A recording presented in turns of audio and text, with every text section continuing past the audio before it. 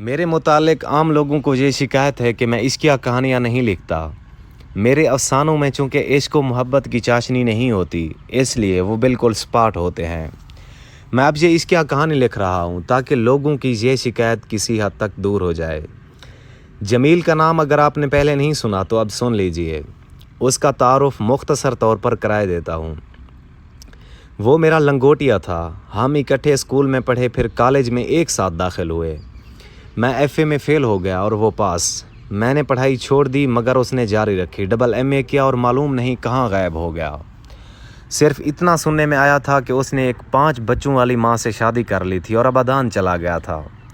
وہاں سے واپس آیا یا وہیں رہا، اس کے متعلق مجھے کچھ معلوم نہیں۔ جمیل بڑا عاشق مزاج تھا۔ اسکول کے دنوں میں اس کا جی بے قرار رہتا تھا کہ وہ کسی لڑکی کی محبت میں گرفتار ہو جائے۔ مجھے ایسی گرفتاری سے کوئی خاص دلچسپی نہیں تھی، لیکن اس کی سرگرمیوں میں جو عشق کے متعلق ہوتی برابر کا حصہ لیا کرتا تھا۔ جمیل دراز قد نہیں تھا مگر اچھے خد و خال کا مالک تھا۔ میرا مطلب ہے کہ اسے خوبصورت نہ کہا جائے تو اس کے قبول صورت ہونے میں شک و شائبہ نہیں تھا۔ رنگ گورا اور سرخی مائل، تیز تیز باتیں کرنے والا، بلا کا ذہین، انسانی نفسیات کا طالب علم، بڑا صحت مند۔ اس کے دل و دماغ میں سانِ بلوغت تک پہنچنے سے کچھ عرصہ پہلے ہی عشق کرنے کی زبردست خواہش پیدا ہو گئی تھی۔ اس کو غالب کے اس شعر کا مفہوم اچھی طرح معلوم تھا۔ عشق پرزور نہیں ہے یہ وہ آتش غالب کہ لگائے نہ لگے اور بجھائے نہ بجھے، مگر اس کے برعکس وہ یہ آگ خود اپنی ماچس سے لگانا چاہتا تھا۔ اس نے اس کوشش میں کئی ماچسیں جلائیں۔ میرا مطلب ہے کہ کئی لڑکیوں کے عشق میں گرفتار ہو جانے کے لیے نت نئے سوٹ سلوائے، بڑھیا سے بڑھیا ٹائیاں خریدیں، سینٹ کی سینکڑوں قیمتی شیشیاں استعمال کیں، مگر یہ سوٹ، ٹائیاں اور سینٹ اس کی کوئی مدد نہ کر سکے۔ میں اور وہ شام کو دونوں کمپنی باغ کا رخ کرتے تھے۔ وہ خوب سجا بنا ہوتا، اس کے کپڑوں سے بہترین خوشبو نکل رہی ہوتی۔ باغ کی روشوں پر متعدد لڑکیاں بدصورت، خوبصورت، قبول صورت محو خرام ہوتی تھیں۔ وہ ان میں سے کسی ایک کو اپنے عشق کے لیے منتخب کرنے کی کوشش کرتا مگر ناکام رہتا۔ ایک دن اس نے مجھ سے کہا، سعادت، میں نے آخرکار ایک لڑکی چن ہی لی ہے۔ خدا کی قسم، چند آفتاب چند مہتاب ہے۔ میں کل صبح سیر کے لیے نکلا۔ بہت سی لڑکیاں مائی کے ساتھ اسکول جا رہی تھیں۔ ان میں ایک برقع پوش لڑکی نے جو اپنی نقاب ہٹائی تو اس کا چہرہ دیکھ کر میری آنکھیں خیرہ ہو گئیں۔ کیا حسن و جمال تھا! بس میں نے وہیں فیصلہ کر لیا کہ جمیل، اب مزید تگ و دو چھوڑو، اس حسینہ ہی کے عشق میں تمہیں گرفتار ہونا چاہیے۔ ہونا کیا، تم ہو چکے ہو۔ اس نے فیصلہ کر لیا کہ وہ ہر روز صبح اٹھ کر اس مقام پر جہاں اس نے کافر جمال حسینہ کو دیکھا تھا پہنچ جایا کرے گا اور اس کو اپنی طرف متوجہ کرنے کی کوشش کرے گا، اس لیے کہ اس کے ذہین دماغ نے بہت سے پلان سوچے تھے، ایک جو دوسروں کے مقابلے میں زیادہ قابل عمل اور زود اثر تھا۔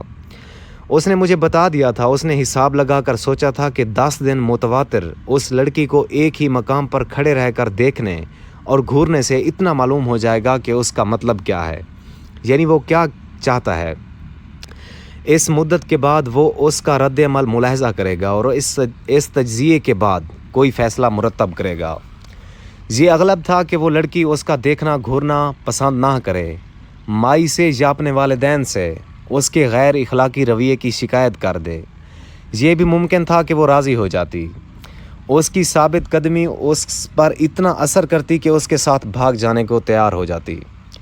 جمیل نے تمام پہلوؤں پر اچھی طرح غور کر لیا تھا، شاید ضرورت سے زیادہ، اس لیے کہ دوسرے روز جب وہ الارم بجنے پر اٹھا تو اس نے اس مقام پر جہاں اس لڑکی سے اس کی پہلی مرتبہ مٹ بھیڑ ہوئی تھی جانے کا خیال ترک کر دیا۔ اس نے مجھ سے کہا، سعادت، میں نے یہ سوچا ہے کہ ہو سکتا ہے اسکول میں چھٹی ہو کیونکہ جمعہ ہے، معلوم نہیں اسلامی اسکول میں پڑھتی ہے یا کسی گورنمنٹ اسکول میں۔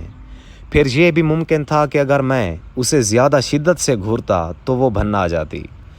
اس کے علاوہ اس بات کی کیا ضمانت تھی کہ 10 دن کے اندر اندر مجھے اس کا رد عمل یقینی طور پر معلوم ہو جائے گا۔ بفرض محال وہ رضامند ہو جاتی، میرا مطلب ہے مجھے بالمشافہ گفتگو کا موقع دے دیتی، تو میں اسے کیا کہتا؟ میں نے کہا یہی کہ تم اس سے محبت کرتے ہو۔ जमील संजीदा हो गया। यार मुझसे कभी कहा ना जाता। तुम सोचो ना, अगर ये सुनकर वो मेरे मुंह पर थप्पड़ मार देती कि जनाब आपको इसका क्या हक हासिल है, तो मैं क्या जवाब देता। ज़्यादा से ज़्यादा मैं कह सकता कि हजूर मोहब्बत करने का हक हर इंसान को हासिल है, मगर वो एक और थप्पड़ मेरे पर मार सकती थी कि तुम बकवास करते हो, कौन कहता है कि तुम इंसान हो। किस्सा मुख्तसर ये कि जमील उस हसीन और जमील लड़की की मोहब्बत में ख़ुद को अपने तज्जिया खुदी के बास गिरफ़्तार ना करा सका, मगर उसकी ख्वाहिश बदस्तूर मौजूद थी।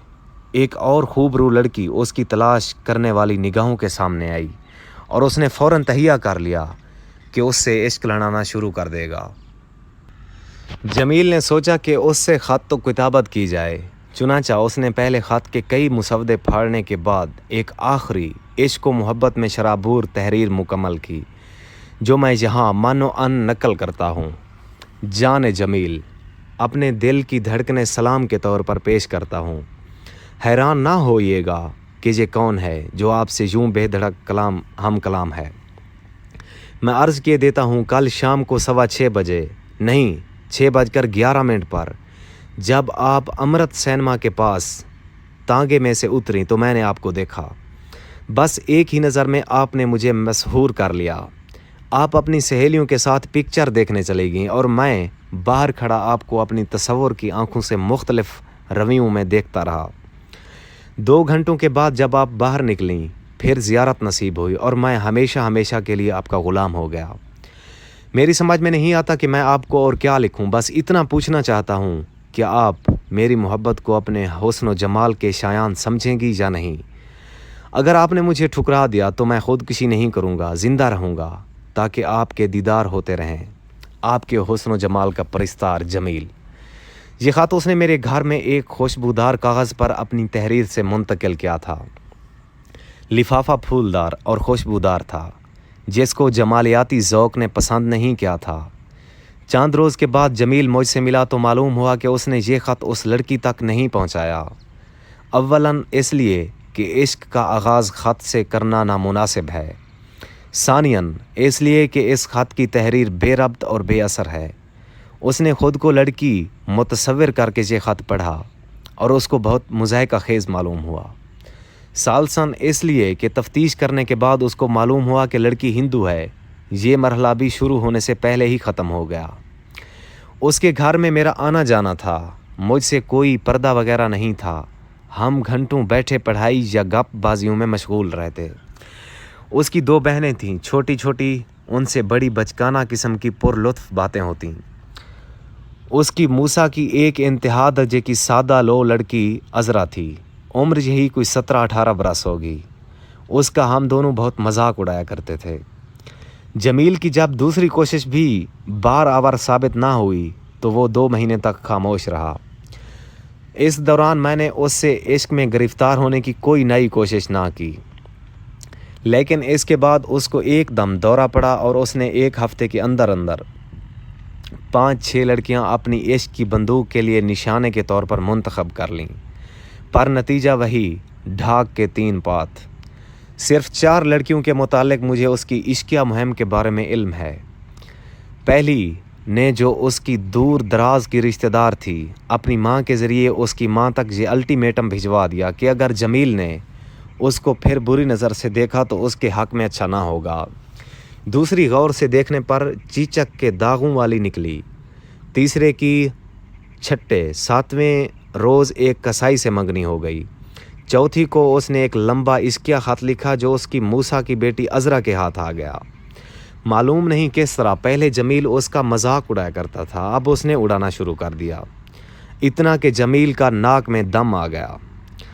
जमील ने मुझे बताया, सआदत, ये अज़रा जिसे हम बेवकूफ़ी की हद तक सादा लौ समझते हैं, सख्त ज़ालिम है, सब समझती है।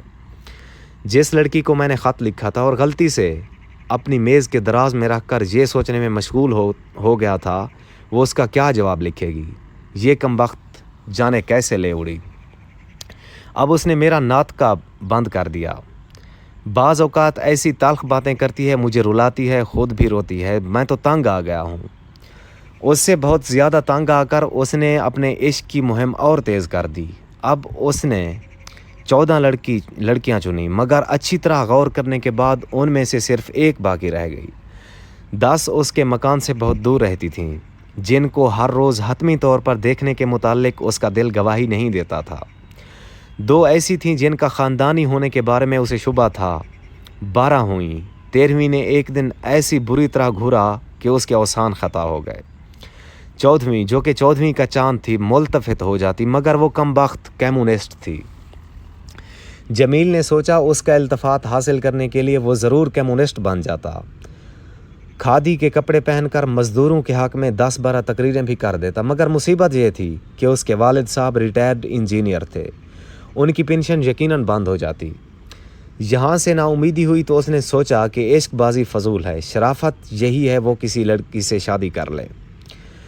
اس کے بعد اگر طبیعت چاہے تو اپنی بیوی کی محبت میں گرفتار ہو جائے۔ چنانچہ اس نے مجھے اس فیصلہ سے آگاہ کر دیا۔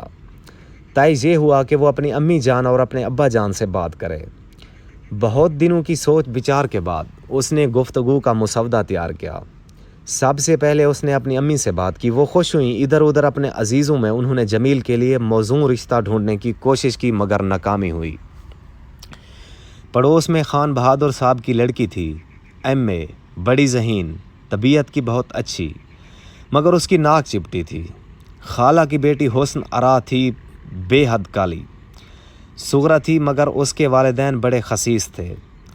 جہیز میں جتنے جوڑے جمیل کی ماں چاہتی تھی، اس سے وہ آدھے دینے پر بھی رضامند نہیں تھے۔ عذرا کا تو سوال ہی پیدا نہیں ہوتا تھا۔ جمیل کی ماں نے بڑی کوششوں کے بعد راولپنڈی کے ایک معزز اور متمول خاندان کی لڑکی سے بات چیت طے کر لی۔ جمیل اپنی ناکام عشق بازیوں سے اس قدر تنگ آ گیا تھا کہ اس نے اپنی ماں سے یہ بھی نہ پوچھا تھا کہ شکل و صورت کیسی ہے۔ ویسے اس نے اپنے زندہ تصور میں اس کا اندازہ لگا لیا تھا اور مفصل طور پر سوچ لیا تھا کہ وہ اس کی محبت میں کس طرح گرفتار ہوگا۔ یہ سلسلہ کافی دیر تک جاری رہا۔ میں خوش تھا کہ جمیل کی شادی ہو رہی ہے۔ اس کے مرض متعلقہ بعشق کا ایک فقط یہی واحد علاج تھا۔ 6 مہینے گزر گئے۔ آخر راولپنڈی کے اس معزز اور متمول خاندان کی لڑکی سے، جس کا نام غالباً شریفہ تھا، اس کی منگنی ہو گئی۔ اس تقریب پر اسے سسرال کی طرف سے ہیرے کی انگوٹھی ملی، جو وہ ہر وقت پہنے رہتا تھا۔ اس پر اس نے ایک نظم بھی لکھی جس کا کوئی شعر مجھے یاد نہیں۔ 1 برس تک سوچتا رہا کہ اسے اپنی دلہن کو کب اپنے یہاں لانا چاہیے۔ آدمی چونکہ آزاد اور روشن خیال قسم کا تھا، اس لیے اس کی خواہش تھی کہ ماں باپ سے علیحدہ اپنا گھر بنائے۔ یہ کیسا ہونا چاہیے، اس میں کس ڈیزائن کا فرنیچر ہو، نوکر کتنے ہوں، ماہوار خرچ کتنا ہوگا، ساس کے ساتھ اس کا کیا سلوک ہوگا۔ ان تمام امور کے بارے میں اس نے کافی سوچ بچار کی۔ نتیجہ یہ ہوا کہ لڑکی والے تنگ آ گئے۔ وہ چاہتے تھے کہ رخصتی کا مرحلہ جلد از جلد طے ہو۔ جمیل اس بارے میں فیصلہ نہ کر سکا، لیکن اس کی امی نے ایک تاریخ مقرر کر دی۔ کارڈ وارڈ چھپ گئے۔ ولیمے کی دعوت کے لیے ضروری سامان کا بندوبست کر لیا گیا۔ اس کے والد بزرگوار شیخ محمد اسماعیل صاحب ریٹائرڈ انجینئر بہت مسرور تھے، مگر جمیل بہت پریشان تھا، اس لیے کہ وہ اپنے بننے والے گھر کا آخری نقشہ تیار نہیں کر سکا تھا۔ رخصتی کی تاریخ 9 اکتوبر کی صبح کو منہ ادھیرے جمیل میرے پاس سخت اضطراب اور کرب کے عالم میں آیا۔ اس نے مجھے یہ خبر سنائی کہ اس کی موسیٰ کی لڑکی عذرا نے، جو بے وقوفی کی حد تک سادہ لو تھی، خودکشی کر لی ہے، اس لیے کہ اس کو جمیل سے والہانہ عشق تھا۔ وہ برداشت نہ کر سکی اس کے محبوب و معبود کی شادی کسی اور لڑکی سے ہو۔ اس ضمن میں اس نے جمیل کے نام خط لکھا، جس کی عبارت بہت دردناک تھی۔ میرا خیال ہے کہ یہ تحریر یادگار کے طور پر اس کے پاس محفوظ ہوگی۔